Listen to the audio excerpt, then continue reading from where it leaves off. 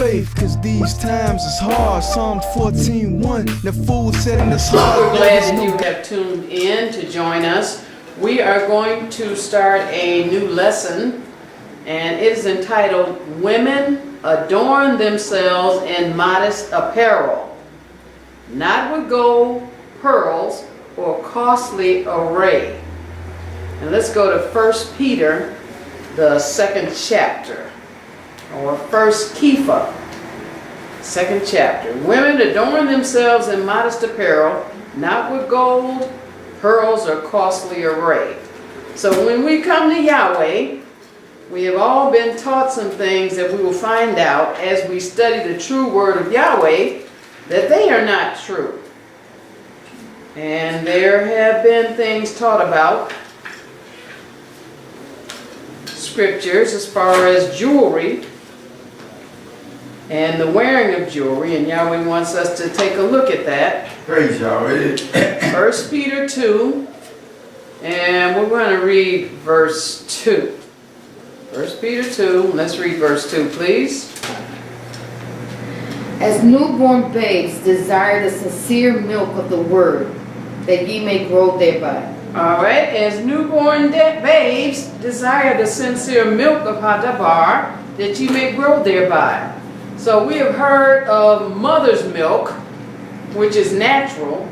There's also father's milk too. This is what we're reading about here, father's milk. Yahweh's got some sincere milk of the things that he told us in the Bible. So father's milk trumps mother's milk because it's spiritual. Mother's milk is natural. Father's milk here in 1 Peter is referring to the less difficult spiritual truths that Yahweh put in the Bible. So they're like the elementary truths that we learn when we first come into the Word. Yeah. When we have been taught the less spiritual truths on mother's milk, which is natural, we can come into the truth in assumption mode, assuming we know some things, but without the father's milk, we don't really know them. We've been misled about them. Let's go to Revelation, the 17th chapter. Revelation, the 17th chapter. I always said desire the sincere milk, which is father's milk, not mother's milk.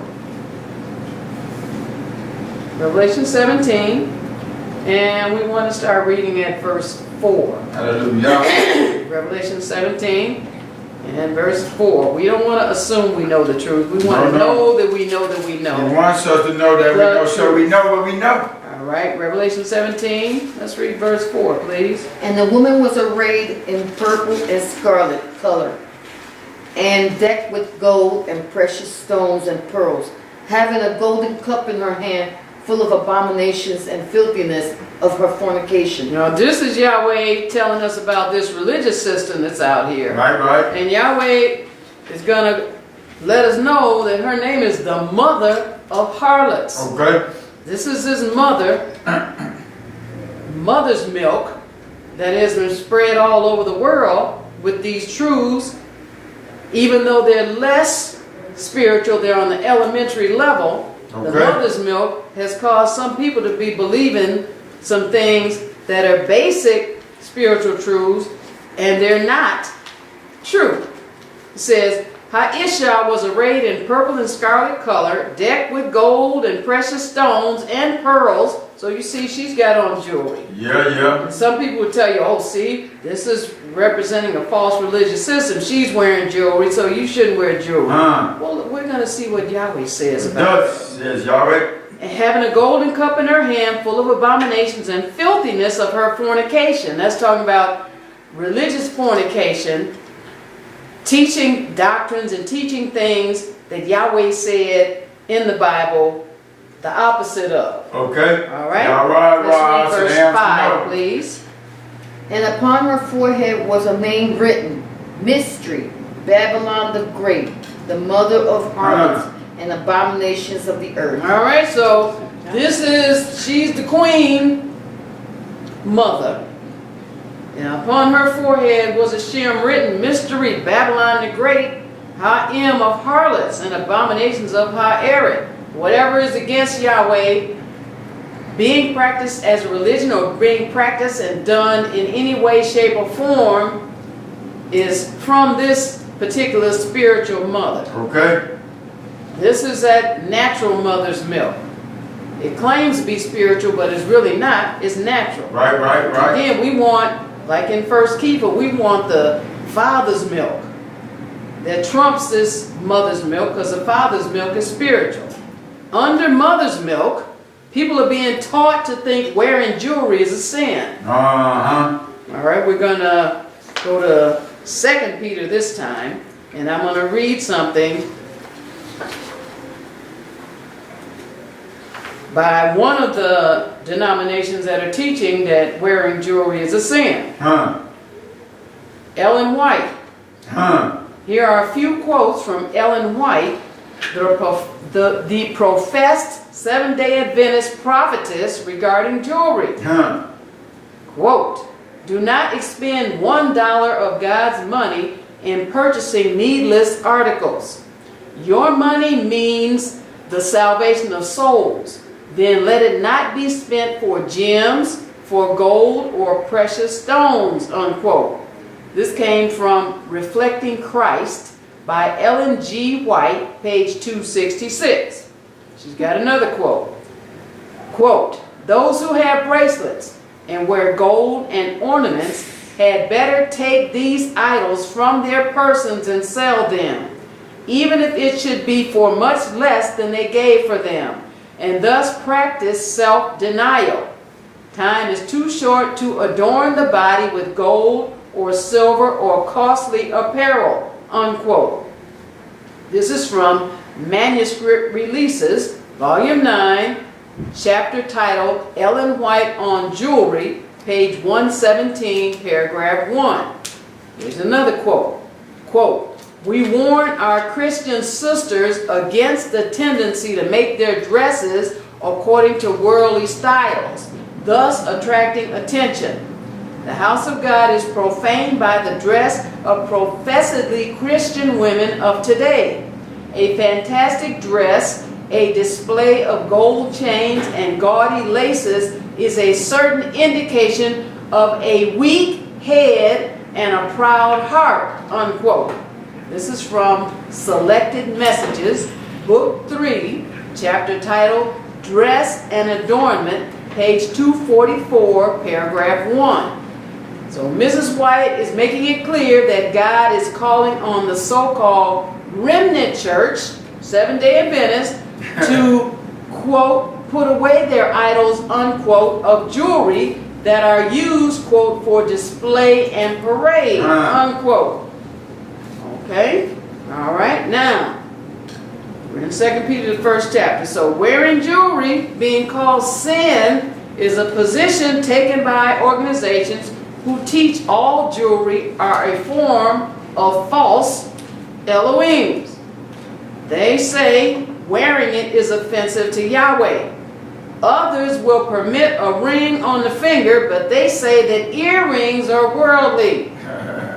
What does Yahweh say in the Bible?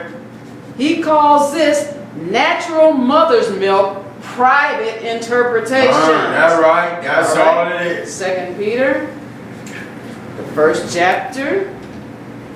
And let's read verse 1. 2 Peter, the first chapter, verse 20. 2 Peter 1 and verse 20 reads. 2 Peter 1, verse 20. Yes. "Knowing this first, that no prophecy of the scripture is of any private interpretation." Now, he's saying this is a sincere milk. This is a father's milk. Right. Truth. This is something basic Thus says that Yahweh. those who are studying the Bible should know. Okay. He said, Yada this first, that no nabuah of the scripture is of any private interpretation. The English word private is the Greek word idios. That's I-D-I-O-S, found at Strong's number 2398. It means pertaining to one's own self, private or separate, his acquaintance, when they were alone, apart, aside, do, his own, proper, several, home, her own, our own, thine own, your own business. Severally, their own. The English word interpretation is the Greek word epilyesis. That's EpilYsis. Found at Strong's number 1955, meaning explanation, application, interpretation. In other words, Yahweh saying a private interpretation is man's own version of what Yahweh actually said. And he says in 1 Peter, no prophecy, whatever he put in the Bible, can be interpreted privately by anybody. You can't twist it. Yahweh interprets himself. Let's go to Mark the 7th chapter. Mark the 7th chapter.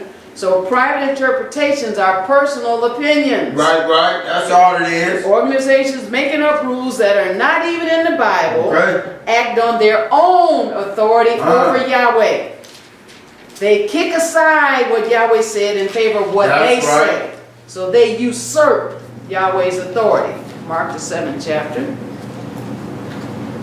And we want to start at verse 6. Mark the 7th chapter. And let's read verse 6, please. He answered and said unto them, well hath Esaias prophesied of you hypocrites, as it is written, this people honoreth me with their lips, but their heart is far from me. So here's Yahshua, he amar and amar unto them, well have YHWH. That's the same Isaiah that's in the Old Testament. The Greeks were fond of putting S's and H's on the end of words, but it's YHWH prophesied on Nabah of you hypocrites. He's calling some people some hypocrites. As it is written, this am honored me with their lips, but their pay, their mind is far from me. Why? Because they've made up some rules, and they say their rules override what Yahweh said in the Bible. Yeah, they do. And some of them even go so far as to create their own Bibles. So then the people that are following them will be reading these fake, funny Bibles, and they won't actually be saying what Yahweh said. But they have to answer for their own sin. All right? But Yahweh said there's some people that are hypocrites, talking about praise Yahweh, talking about lift up Yahweh, talking about praise G-O-D, but he said their mind and their heart is far from me. All right, verse 7. Howbeit in vain do they worship me, teaching for doctrines the commandments of men. And that's what's going on with this. This is the jewelry, is just one example. He said, in vain do they shaka me, because they're Yahweh for doctrine, ha-mitzvah of Adam.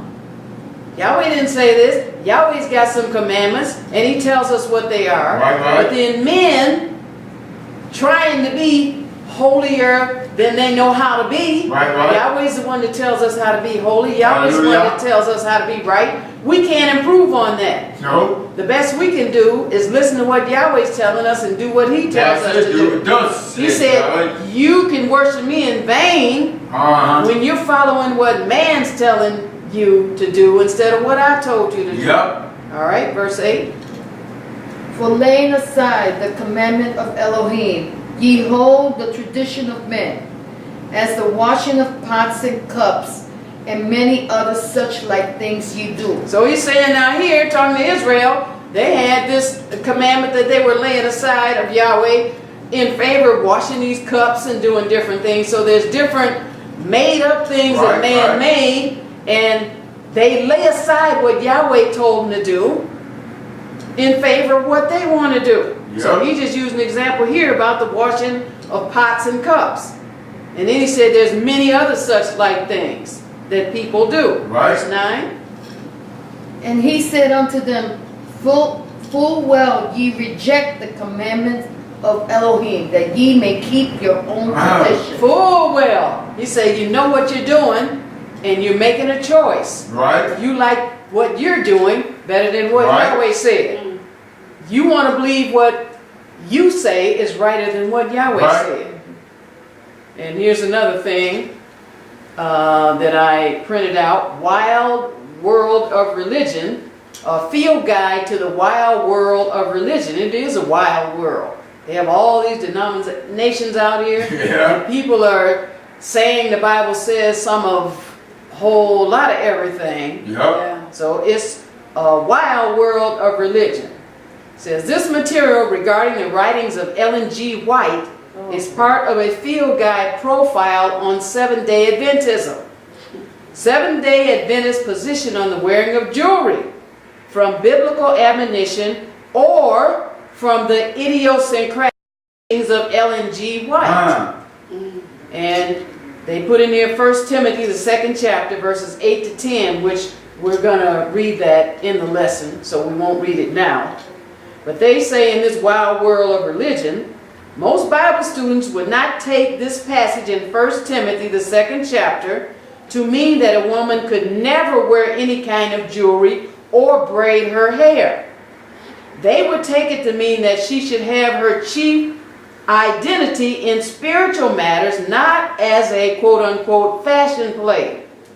But Seventh-day Adventist, SDA prophetess Ellen G. White, EGW, taught that this did indeed forbid all jewelry of any kind, including a simple gold wedding band. And to this day, those Seventh-day Adventist women who are carefully observant of their denomination's rulings do not wear any kind of jewelry.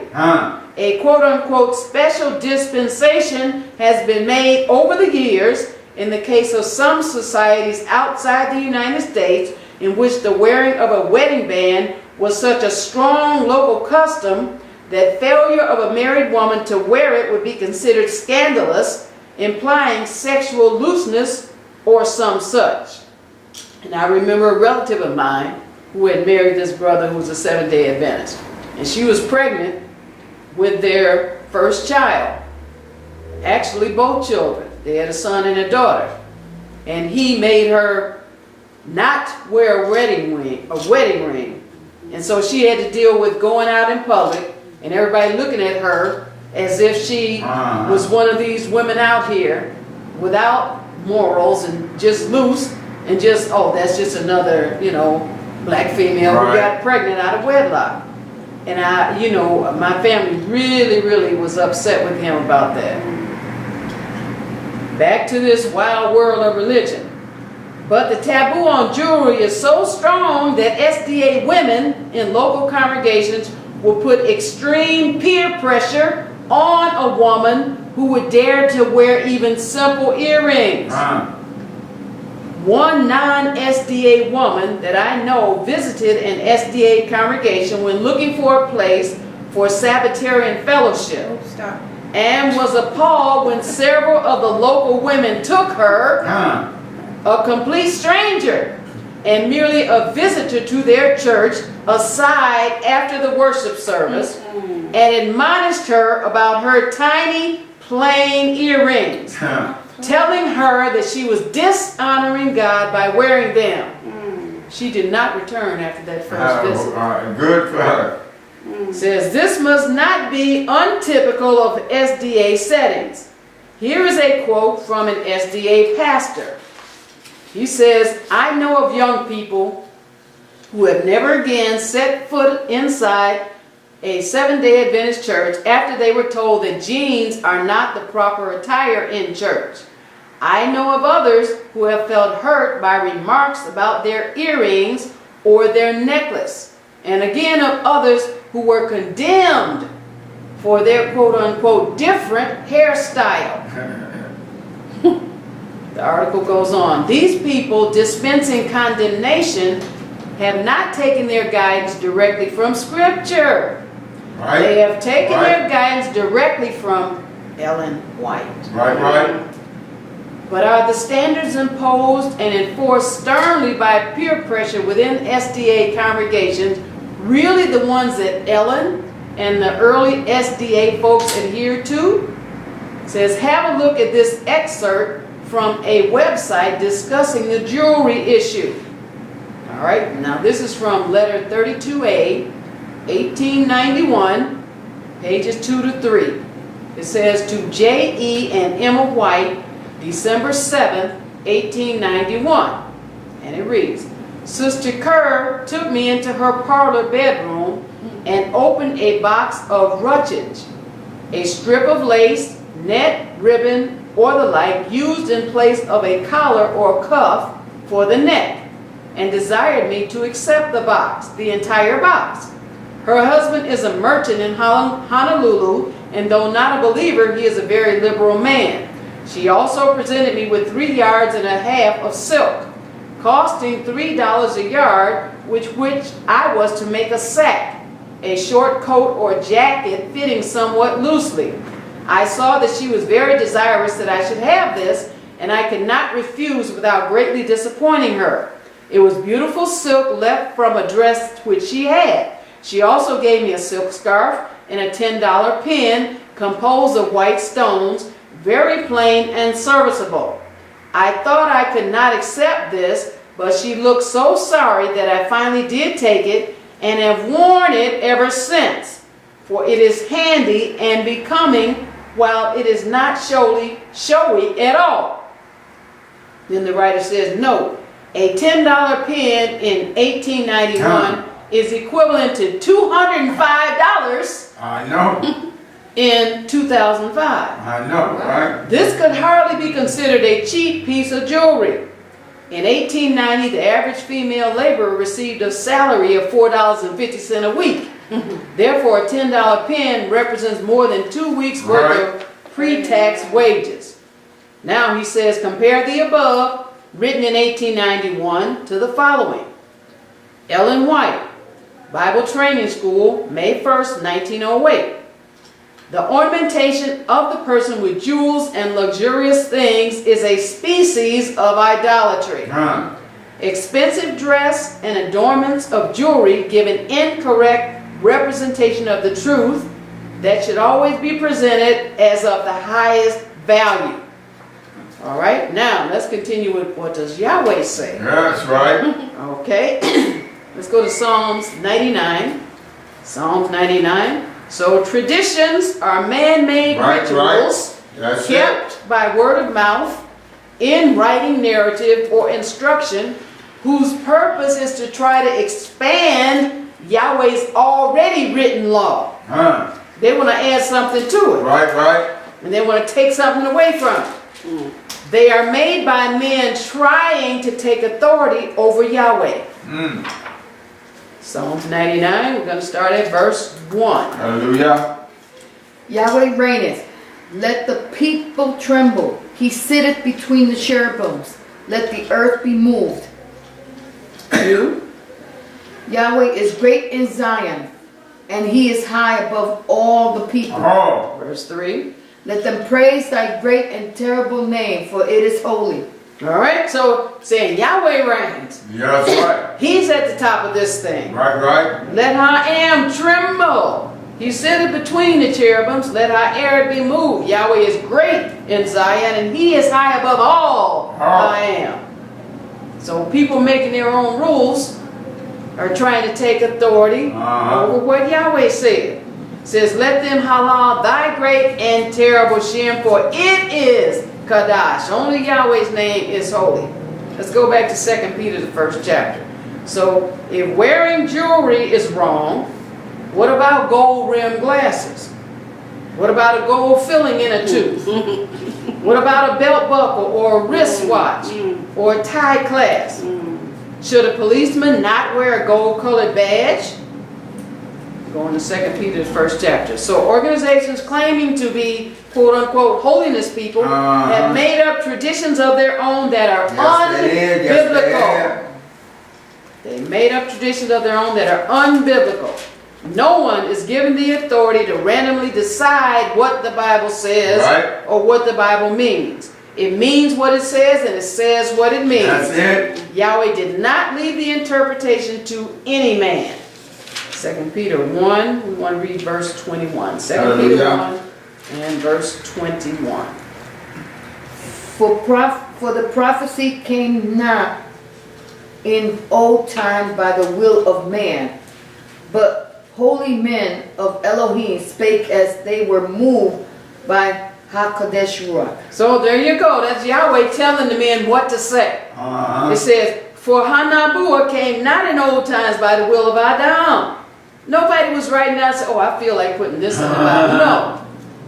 It came not by the will of man, but Kadash Adam of Yahweh, Amar, as they were moved by Ruach HaKadosh. Yahweh dictated to them what to put in here. There's nothing in here that Yahweh dictated to them as far as the men who actually wrote it down. Now it's been translated and some people put some other things in there. But the bulk of it is still good, and Yahweh gives us his Ruach to be able to divide and find out what's good and what's not. But it says this was nothing that man came up with, or that man is able to just randomly decide it means this or it doesn't mean that. Let's go to Matthew 23rd chapter. Smart. It's already been written. You go in here and study it. That's it. Ask Yahweh what it means. Hallelujah. So many private interpretations put women under a microscope to tell them to scrub themselves clean and drab down their appearance, because that's the way you get spiritual fulfillment. That's a lie. That's not That's it. a lie. Eat the balls. That's a private interpretation. Matthew 23, we want to start at verse 27. They want to put the woman under the microscope. Tell her however much she scrubs herself, take this off and take that off, she becomes more holy. No, she doesn't. Not outwardly. Nope. Matthew 23, let's read 27, please. Hallelujah. Woe unto you, scribes and Pharisees, hypocrites!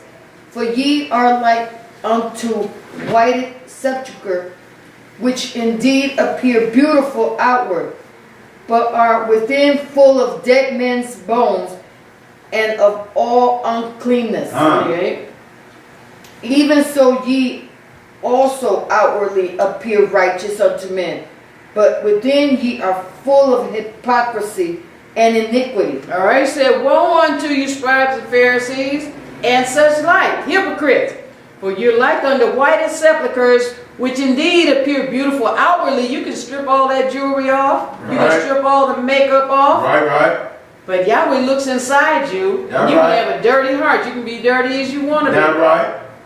It is not the outward appearance. Yahweh is saying, outwardly you look like you have it together, but within, what's going on within you? You're full of muth Adam bones and of all uncleanness. Even so, you also outwardly appear Sadiq unto Adam. You look like you got it together, not wearing earrings and all that. But see, when you understand what Yahweh really said, then you'll be concerned about what Yahweh's concerned about. Right. He said, but within, you're full of hypocrisy and iniquity. Look like you got it going on the outside, but no you don't. Romans the 2nd chapter. Dirty inside. Romans 2. Yep. Put the woman under the microscope and strip her of all that stuff. And then she's supposed to just really be holy. I know. Romans 2, and let's read verse 28, please. Hallelujah. For he is not a Jew, which is one outwardly, neither is that circumcision which is outward in the flesh. Now, Yahweh's talking about spiritual Yisrael. Right. He's talking about somebody that becomes his people, coming to him, that's converted and is being shalom or healed. He is not a Yadim or spiritual Yisrael, which is akkad outwardly. Neither is that circumcision which is outward in the flesh, even though he commands the men to be circumcised outwardly. But if you stop there, that's not enough. No, it's not. It's incomplete. That's not what qualifies you. Nope.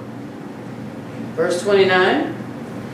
But he is a Jew, which is one inwardly, and circumcision is that of the heart, in the ruach, and not in the letter, whose praise is not of men, but of Elohim. Yeah, we just read these articles where you'll be praised mightily if you walk up in certain organizations and don't have any jewelry on.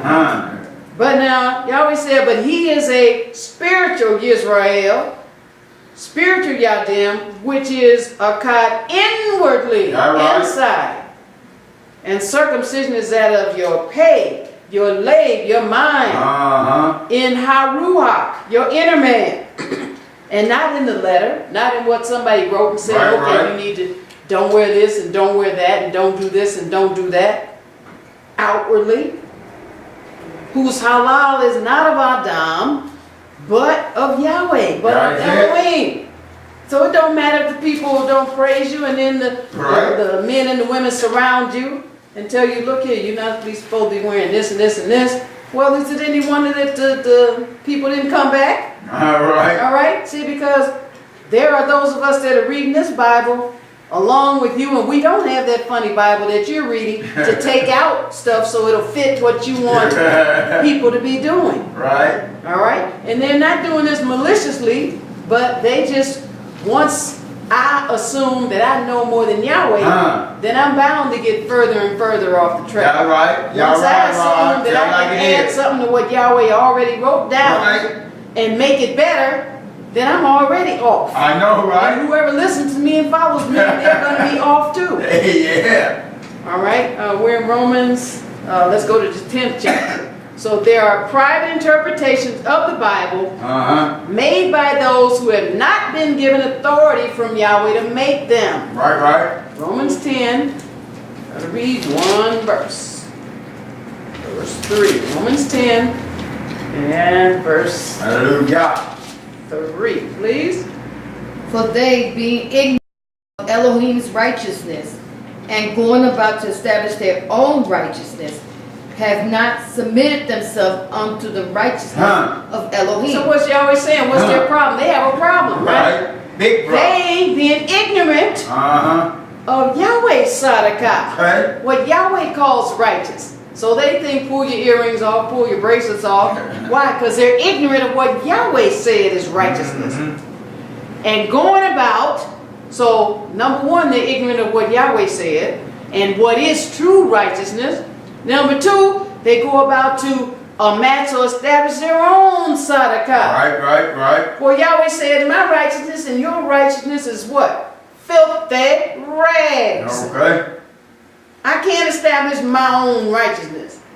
No, you That's why cannot. Yahweh put it in here and let me know. Your righteousness is filthy rags. Yes, it is. He's the only one that has righteousness. That's it. Whatever I call myself doing and saying that's righteousness, no, it's not. I don't have any righteousness apart from Yahweh. That's it. They're ignorant of Yahweh's righteousness, number one. Going about to establish their own righteousness, strike two. And number three, have not submitted themselves unto the sadakah of Elohim. Why? Because they think, hey, I can make up stuff and this is righteous, so I'll just do that and be righteous. But they're way out in left field. But praise Yahweh, he lets us know if we happen to join him out in left field, come back in. Hallelujah. Get out of left field. Hallelujah. Go to Colossians, the 2nd chapter. So the organizations further teach that their private interpretation and traditions are to be obeyed the same as Yahweh's laws. And they'll tell you, if you don't obey them, you're out of here. You're wicked. They do.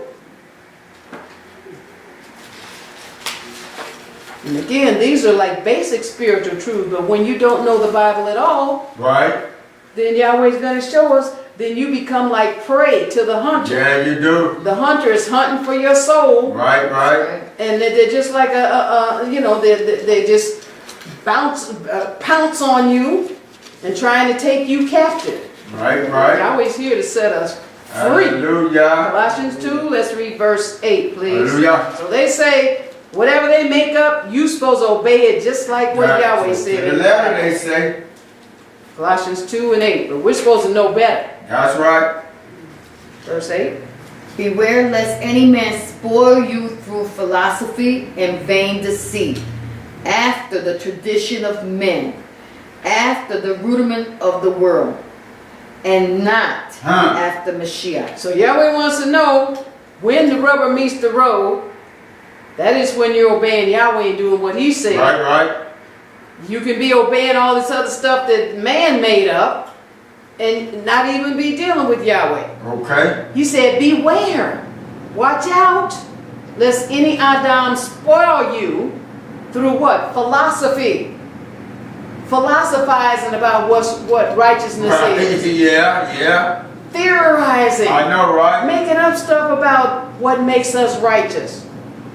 And vain deceit. Huh. Who does that? The tradition of Adam. Men do that. After the rudiments of the world. So there was something, a remark made about not wanting people to come into a cult when they come to this temple. Well, guess what? That was a cult talking to you. Huh. But see, Yahweh's here to open our eyes so we can Hallelujah. understand that's a cult talking to you. Talking about don't come into a cult. Right. It says, after the rudiments of the world and not after the Messiah. So when mother's milk teaches us to obey what they said, private interpretation and traditions, the same as Yahweh's laws, Huh. it causes us to be spoiled. Let's go to Proverbs 6th chapter. And spoil means you fall and you become a prey to the hunter. Right. Proverbs Thus says Yahweh. 6th chapter. Causes you to be spoiled. Yep. When you believe that lie about whatever some man makes up, you have to obey that equally like what Yahweh said in the Bible. Proverbs 6. And we're going to start at verse 26. Proverbs 6 and verse 26, please. For by means of a whorish woman, a man is brought to a piece of bread, and the adulteress will hunt for the precious life. 27. Can a man take fire in his bosom, and his clothes not be burned? Now, we just read over in Revelation, she's called the great whore that sits on many waters, the mother of harlots. It says, now this could be a literal woman, but it's also talking about a whorish religious system. Right. For by means of a whorish Iyshshah, Adam is brought to a piece of lechem or bread, meaning she gonna eat him up, spit him out, or he gonna come out the other end, right? And the adulteress, that's people in spiritual adultery away from Yahweh, will hunt for the precious kai, hunting for our nephesh, hunting for us to keep us off track, to keep us deluded, to keep us away from the real truth of Yahweh. It says, can an Adam take fire into his bosom and his clothes not be burned? No, he can't. If they stay stuck on that lifestyle, they're going to stay in deception, and they're going to end up where they don't want to be. Right. Let's go to Isaiah or Yeshayahu 42. So organizations are seeking to mount our heads up on the wall like a deer or antelope that they shot when they went hunting. That's what they want to do. They want to mount our head up on the wall. Right. Isaiah 42. That you've been shot with their doctrine, then they figure, okay, yeah, we can anesthetize them and just have them hanging up on the wall like a trophy and pray on them. Isaiah 42 and verse 22, please. Hallelujah. But this is a people robbed and spoiled, that they are all of them snared in holes, and they are hid in prison houses.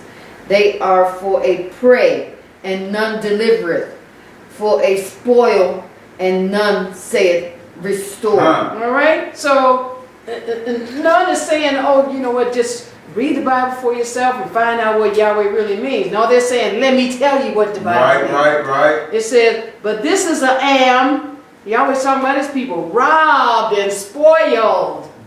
People are trying to hide the truth from them. Yep. Don't want to tell them the real truth. Right. They are, all of them, snared in holes. He's talking about these religious systems and got them undercover. And got them sitting up on the front row and thinking they're this and they're that. Everything except the people of Yahweh. Yeah. And they are hid in prison by it.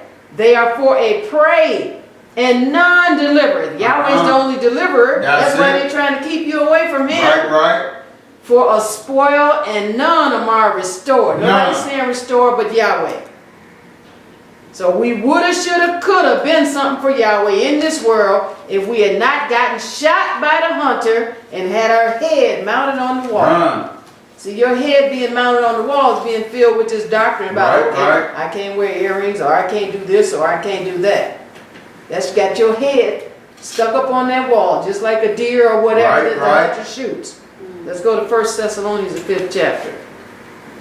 So, father's milk, 1 Thessalonians 5, gives us the appropriate response to take our heads down off the wall. Yes, he will. Take it down off the hunter's wall. Right, right. He says to be alarmed at the interpretations that they're telling you. Right, right. And to do a full investigation of them. That's right. He didn't say just open your mouth and swallow whatever anybody's telling you. Right. No, no. He said the opposite. See, try to rule out. He said you be suspicious. Yeah. He said you check it out. He said no matter how much you trust any man, woman, or child, don't just take at face value what they're telling you about what's in the Bible. Right, right. 1 Thessalonians 5. So you're supposed to be alarmed when you're hearing this stuff. Of course. And somebody's throwing out a man or woman's name and saying, okay, they said this and they said, right? They should be saying, Yahweh said this and Yahshua said this. Right. If somebody stand up and telling you what some man said, and you're supposed to be studying the Bible, what's up with that? Something's wrong with that. They're supposed to be saying, and Yahweh said this. And Yahshua said this. Praise the mighty Yah. 1 Thessalonians 5, let's read verse 21, please. Hallelujah. Prove all things. Hold fast that which is good. Now, how many things we supposed to prove? All of them. All of them. No matter, I trust this person so much. You better prove whatever they're saying to you. Right. See, because an alarm will go off in you. If you following Yah. Don't silence the alarm. Don't put down that red flag. Look at the red flag. Right. You know, the toreadors have that red cape that they raise in front of the bull to like inflame him and get him alarmed. So he'll head toward that cape. Well, that's why Yahweh puts up the red flags. That's why he sounds the alarms within you. He said, prove all things, hold fast that which is told. So wearing jewelry, y'all was going to show me, being a sin, I can't hold fast to that because Yahweh says the opposite. Right. In his word. 2 Timothy 2, he said, prove all things. And also, he said this confession that we make, 2 Timothy 2, every week. Hold fast to that which is good. Don't hold fast to the bad. 2 Timothy 2, verse 15. Hallelujah. Study to show thyself approved unto Yahweh, a workman that needed not to be ashamed, rightly dividing the word of truth. All right, so then if we run across some people and they're saying, well, you can't do this or you can't do that, like some people say, well, you're not supposed to, drink anything, and so they might come to a feast day here at the temple, and not Yom Kippur, because we don't eat or drink on that day. Right. But they might come to one of the feasts, and we're allowed to have yayin or wine, and then they'll see us. They won't see us drunk, right? But they may see us have a wine cocktail with a little lemon juice or a little juice in it, and then if they've been listening to some man-made doctrine, then they'll be looking at us like, oh. See, they'll come in with that assumption mindset mode, assuming that they know something that they don't know. Right. That Yahweh said is lawful, that we can drink. But he said, don't get drunk. That's it. Then he said, there's certain times that you come to the temple that you don't drink. All right. All right? So this is the weekly Shabbat. This is the regular weekly Shabbat. So we're not allowed to have a cocktail before we come in here to the weekly Shabbat. Now we said that's abomination. That's out of order. Right. All right. So study to show yourself approved unto Elohim, a workman that needed not to be ashamed.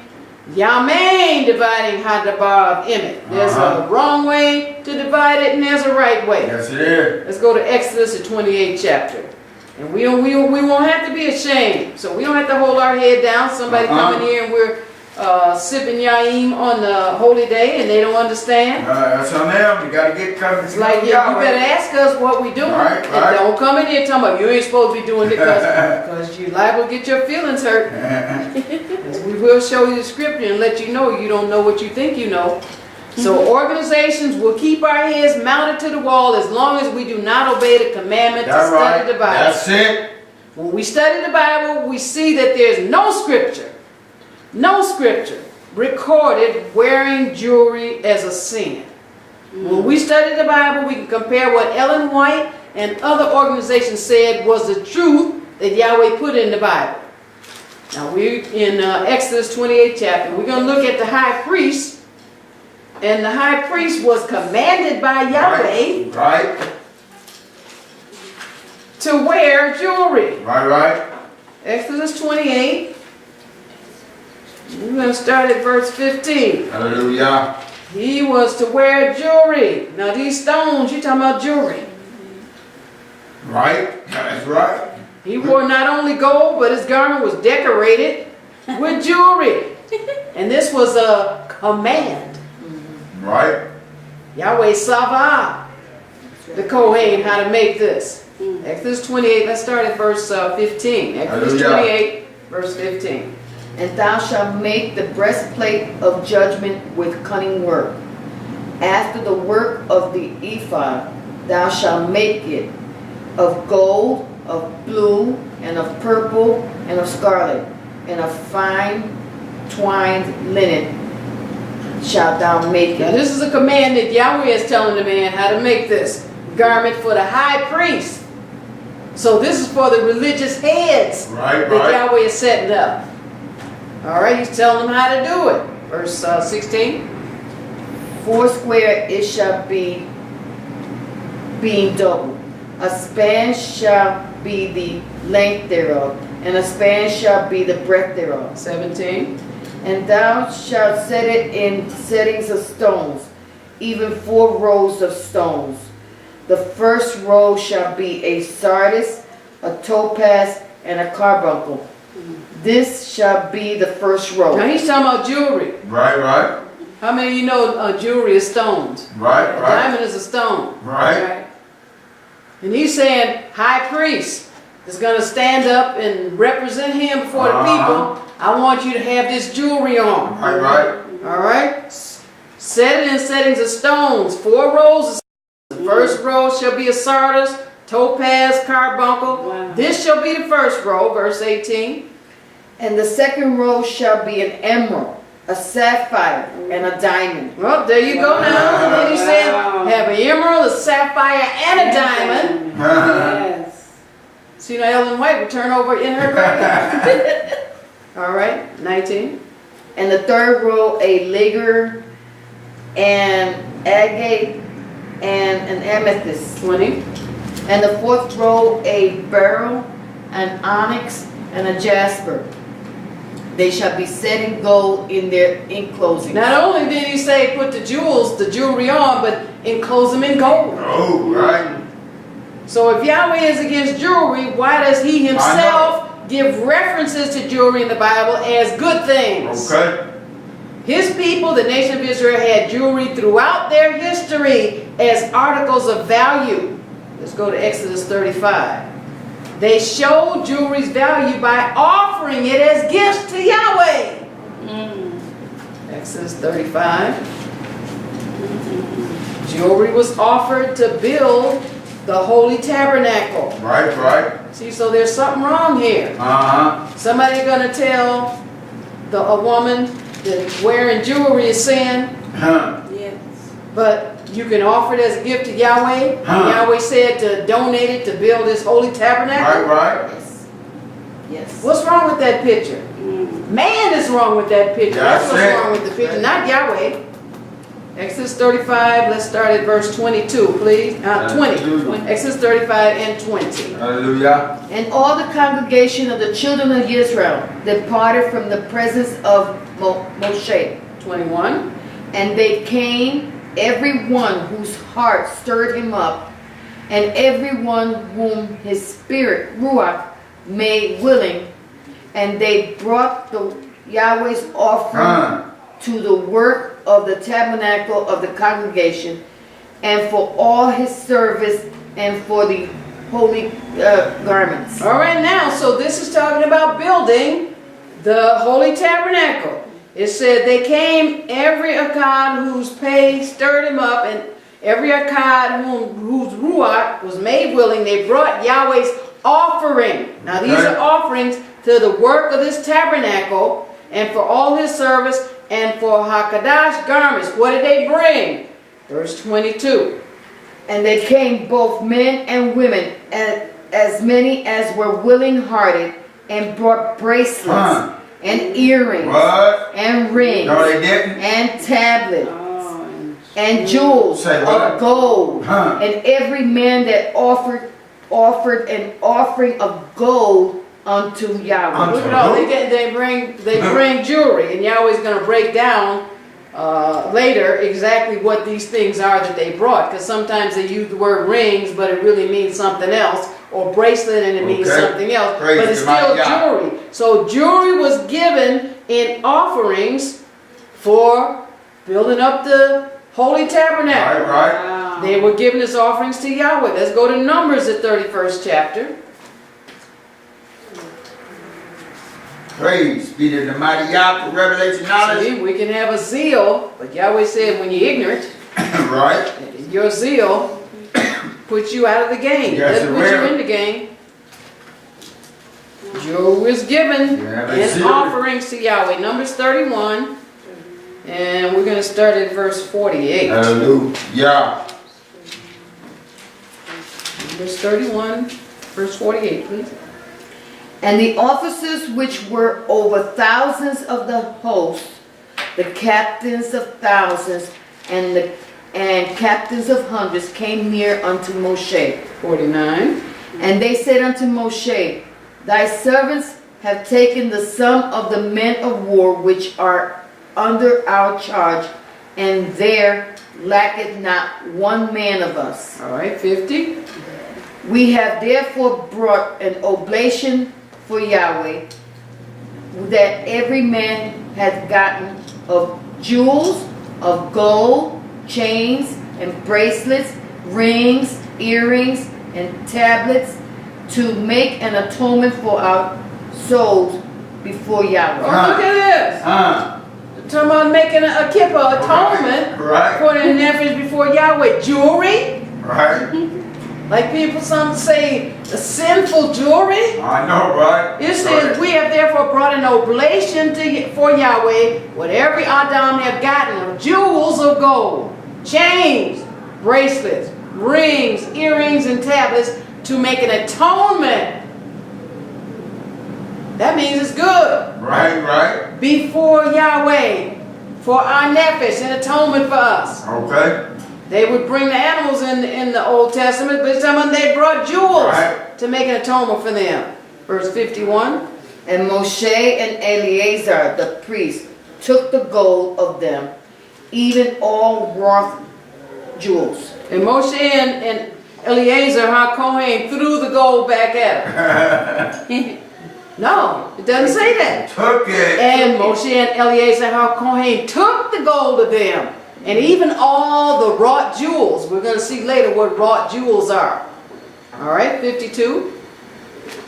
And all the gold of the offerings that they offered up to Yahweh, of the captains of thousands and of the captains of hundreds, was 16,750 shekels. So that's a lot of jewelry, people. Yeah. A whole lot. So it wasn't just some little trinkets that they were offering. It says all the jewelry was 16,750 shekels. Verse 53. For the men of war had taken spoil, every man for himself. 54. And Moshe and Eleazar the priest took the gold of the captains of thousands and of hundreds and brought it into the tabernacle of the congregation for a memorial for the children of Israel before Yahweh. So here's the jewelry representing the memorial. They brought it into the temple. Right. Why? Because it was holy. Now let's look at this. The English word bracelets is the Hebrew word chach. That's C-H-A-C-H, found at Strong's number 2397. It can also be chachi. That's C-H-A-C-H-I-Y. It means a ring for the nose or lips. Okay. A bracelet, a chain, a hook, a brooch, a fetter. Now a fetter is something you put around your ankle, because when the slaves, they put those, iron things. Yeah. So it's talking about those ankle bracelets. All right, that was gold. The English word earrings is the Hebrew word nezem. That's N-E-Z-E-M, found at Strong's number 5141. It means a nose ring as a woman's ornament. Could be an earring, an ornament of men or women, Okay. or any kind of jewel. Right. The English word rings is the Hebrew word tabayah. That's T-A-B-B-A-A-T-H. Found at Strong's number 2885. It means a seal as sunk into wax. A signet for sealings. Talking about a ring or a stamp that's gold. A signet ring as a symbol of authority, generally a ring of any kind, or ring as an ornament.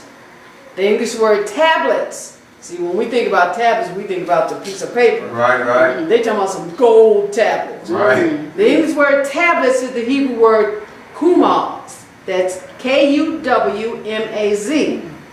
Found at Strong's number 3558. It means to store away a jewel, probably gold beads, tablet, ornaments, golden ornament, maybe armlets of gold, little balls of gold like a necklace. So when you're talking about an armlet of gold, you're talking about from your wrist to your elbow, gold. Right. Serious gold.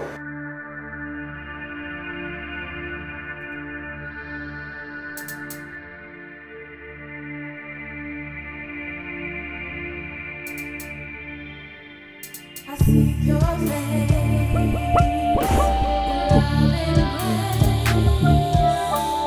have your way. I praise your name.